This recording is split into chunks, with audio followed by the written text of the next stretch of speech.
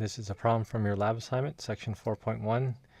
They want us to find the absolute maximum and absolute minimum values of the function on the given interval. Our function is a log function. It's the ln of x squared plus 4x plus 5. And we want to know what happens with an interval -3 to 3. So the absolute max and min values of the function occur either at a critical point or at the endpoint of your closed interval. So the critical point are values you get when you set the derivative equal to 0 or when the derivative does not exist. So we take the derivative. So the derivative of this thing is going to be, the derivative of a log function is 1 over whatever that function is. So that is x squared plus 4x plus 5 times the derivative of what's inside. So we want to take the derivative of this term. So that's going to be a 2x to the first power plus 4. We can leave it like this, or we could just pick this 2x plus 4 here and then write it as a numerator. Either way would be fine, and either way would be correct. So we know that the derivative will be undefined when the denominator is equal to 0. The denominator is x squared plus 4x plus 5 equals 0. And this happens at the following values of x.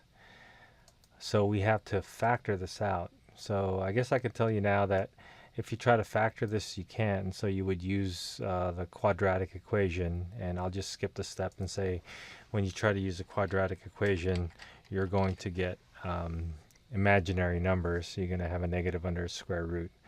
You can think ahead by looking at the term inside of the square root, or the discriminant inside of the square root. That's a b squared minus 4 times a times c. So that's 16 minus 20. So that's going to give you your negative number under the square root, which is going to give you a complex number, which means you don't have any real solutions. So the denominator is never 0. The only critical numbers occur when the numerator is equal to 0, when the derivative is equal to 0, and this happens when the numerator is equal to 0. So we're going to set 2x plus 4 equal to 0, and so you bring the 4 on the other side, divide by 2. I think you're going to get a -2, and that's going to be your only critical point. So the -2 happens to be within this interval, -3 to 3. So we want to check your critical point, and this is your critical point, -2, and you want to check your endpoints, -3 and +3, and then you're just going to compare the values.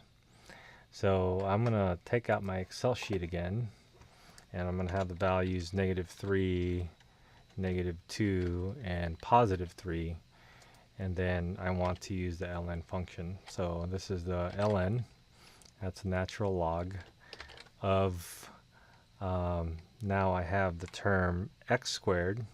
So I'm going to put this in parentheses just to be sure. Here's my, you can't see this anymore, but I'm going to look at my bar over here.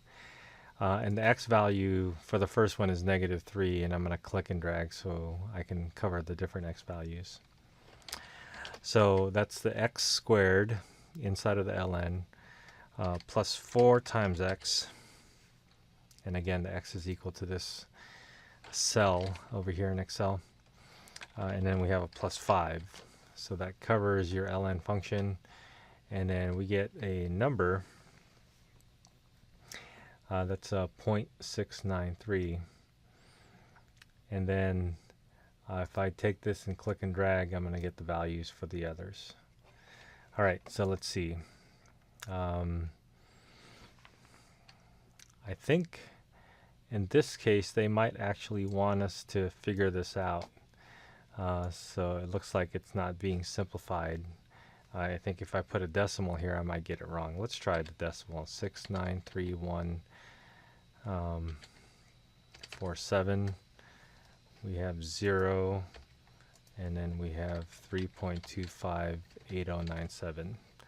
So because it's looking at the values, I don't think they're going to accept that. Well, it looks like they did. I think if you go far enough out, maybe then it'll accept it as being close enough to ln of 2 and ln of 26.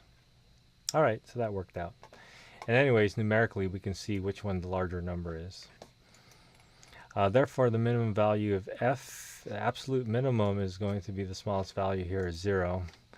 And then the absolute maximum is going to be this 3.25. And since we know that that's equal to ln 26, we might as well type in the ln of 26.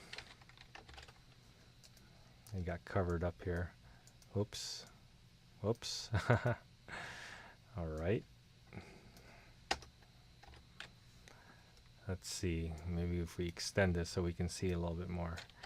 ln of 26. There we go.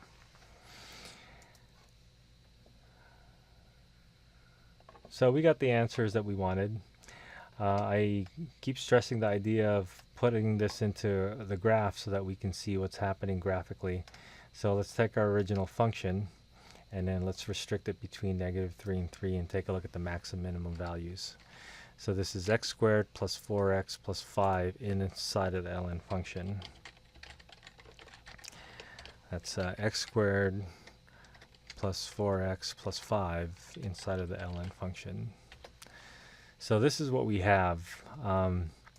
It doesn't look like we have a maximum. This looks like it's going to keep going on forever. And we can zoom. I don't know if it would be good to zoom in or zoom out. We do look like we do hit a maximum here when x is equal to -2 with a y value of 0. And we kind of saw that.